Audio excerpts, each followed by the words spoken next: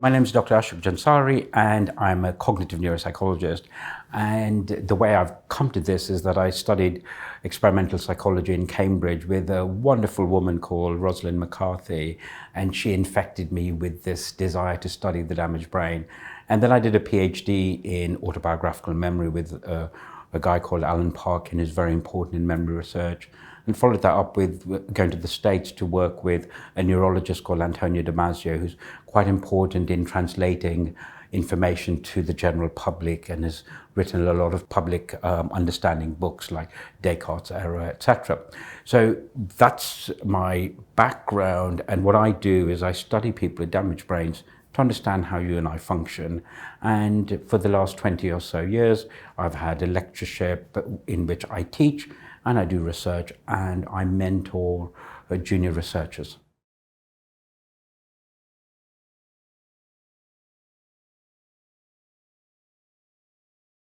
The book is about why we study damaged brains, and it's about looking at how we can understand things that you and I, all of us, take for granted, how we remember yesterday, last week, last month, how we recognize each other, how our language works, all those things that we do on a day-to-day basis, but trying to understand them from looking at when those systems are damaged.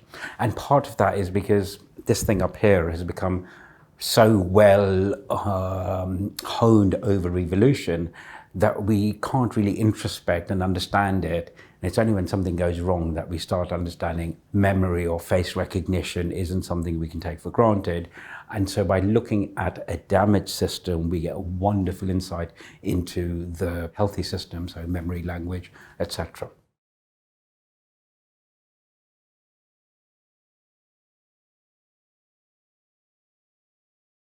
The way the book benefits students is that I've basically thought of myself as a 19, 20-year-old coming into this field.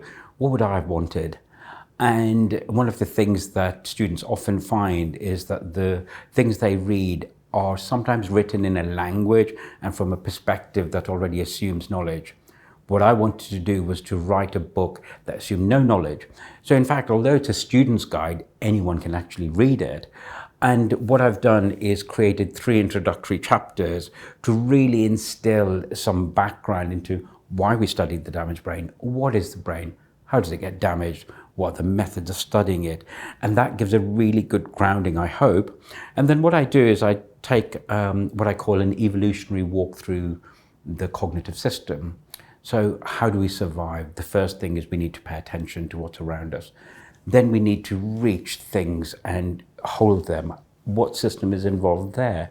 Then how can I recognize the object in front of me? Because if I want to eat it, I need to recognize it. If I need to not touch it because it's going to harm me, I need to recognize it. Then if I'm talking to someone, are they friend or foe? So I need to recognize them.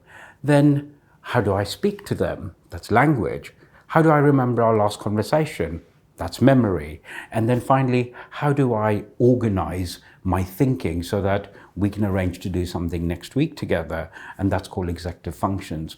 And a special part of this book that, as far as I'm aware, no other book of this type has, is a section on rehabilitation. So how, by the study of the damaged brain, have we been able to start developing methods to help people with brain damage? It's a very new area, but I wanted to instill a bit of excitement for students that this is something that they can be part of.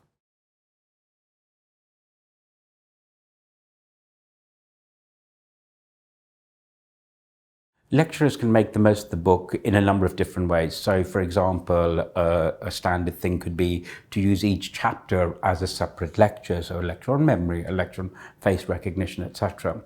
What I've tried to do within the book is to develop the standard basic things that we know about each of these areas, but also aware of the fact that there's a limit to how much you can put in 8,000 words. I've had to leave some things out. But what I've done is at the end of each chapter, I've got a section of things to think about. These are debates that we're still dealing with in research. So those are areas that lecturers can use for seminars, they can use for essay topics, etc. And lecturers can also direct students to looking at some of my YouTube videos, because those bring to life some of the pertinent topics, but in a more conversational way. So I think there are a number of different ways in a kind of standard format as required reading, then for essays or seminars, and then for instilling enthusiasm in students by saying, have a look at this before next week's lecture.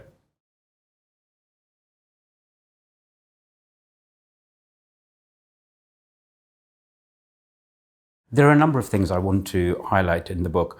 One of the things, for example, is that within cognitive neuropsychology, there is a difference between what we can learn from people with brain damage, which is acquired disorders, or people who've got developmental conditions such as developmental dyslexia or autism, etc.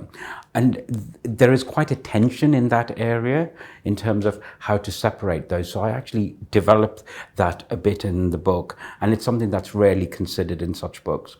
Another thing that few books of this type have is a section on this remarkable condition called synesthesia, where people see words or music in color or taste shapes or see the decades in front of them in shape, etc. And that's multisensory perception. And so what I've done is try not to just follow the same path as previous books, but brought new debates to life. And the section on cognitive rehabilitation is, I think, one of those things about seeing where we're going in the future. I gave a number of talks during the global lockdown, which were live cast through the internet, and we recorded those, and they've now been put into a YouTube channel. And so for wherever possible, we've included QR codes so that readers can see me talk to the general public at a level of engagement which isn't about teaching academically, but about enthusing people in that particular area. So I think that it's something where people could even watch those videos before engaging with the chapter, because it will give a nice overview of the topic, and then they'll be aware of some of the things that will come up later on. So I think that the videos from my YouTube channel will be a particularly useful thing for students and possibly for lecturers themselves.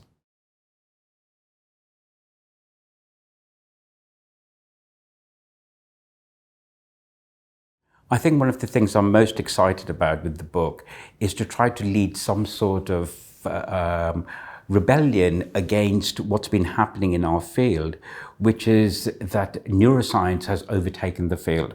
And neuroscience is not the same as neuropsychology, but it is often mistaken for that, and sometimes students will see things that are dressed up as neuropsychology, but in fact they're about neuroimaging.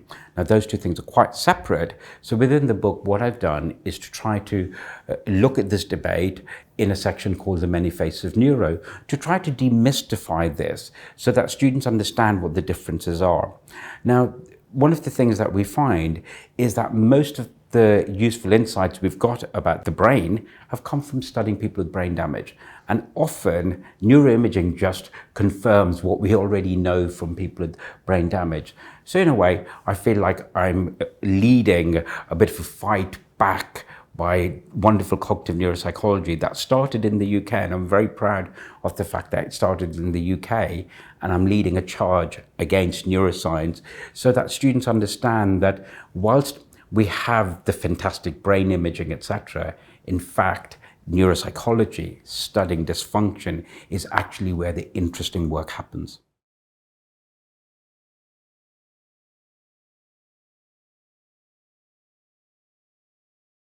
There are three main areas I work on. One is memory disorders, and we've developed a test that we think might be picking up a preclinical signature of dementia. And if we're right about that, then that could make a big difference for us to diagnose dementia much earlier than is currently possible. I also work in an area called executive functions, which is how the front of the brain manages behavior. And we've developed a test which uses virtual reality. We've developed one for adults, one for children, and one for adolescents. And with that task, we're able to look at the impacts of brain damage, the impacts of taking drugs. We're looking at neuropsychiatric disorders such as bipolar disorder, schizophrenia. We're looking at the use of recreational drugs such as MDMA to improve quality of life, because that's quite a debate at the moment. We've even looked at anorexia, women's perimenopause. So there's quite a few different areas that we use that task for. And then the final area I work in is this area called prosopagnosia, which is a rare disorder where people can't recognize faces. So usually we have about 2% of the population who are born with that disorder, and they don't even know they've got it. And sometimes the first time they'll hear about it is me speaking on TV or something. And we know how much we use that in a social context. So I study those people, but I also study people who used to be able to do it, but now because of brain damage, they can't. And studying these people gives us a wonderful insight into this ability that we take for granted. And most recently, we're working on a very interesting phenomenon called aphantasia, which is a lack of mental imagery. So if I asked someone to close their eyes and imagine a field and a horse running across the field, they'd be able to imagine that. People with aphantasia can't do that. Blank screen.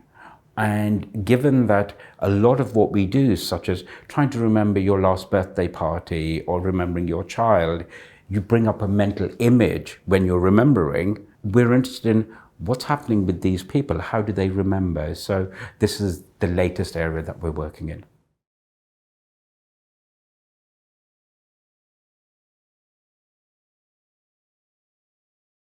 You can find me on a number of different platforms. For example, I've got a YouTube channel, which is called Dr Ashok Jansari Neurotalk, and that's where my videos are. On that channel, there's lots of different videos that I've done, which weren't just the lockdown talks, but interviews that I've done for the BBC, for other types of media. Because one of my passions, as well as teaching undergraduates at university, is to engage the general public in science. Because I don't see the point of us studying it and not sharing it with the general public, because after all, it's for them that we're doing it. So public engagement is very important. So I occasionally get interviewed by TV or newspapers. I was in a couple of the national newspapers recently. I've been in quite a few documentaries, podcasts, and very recently this year in 2023, I've been taking part in what's called Live Science at the Science Museum.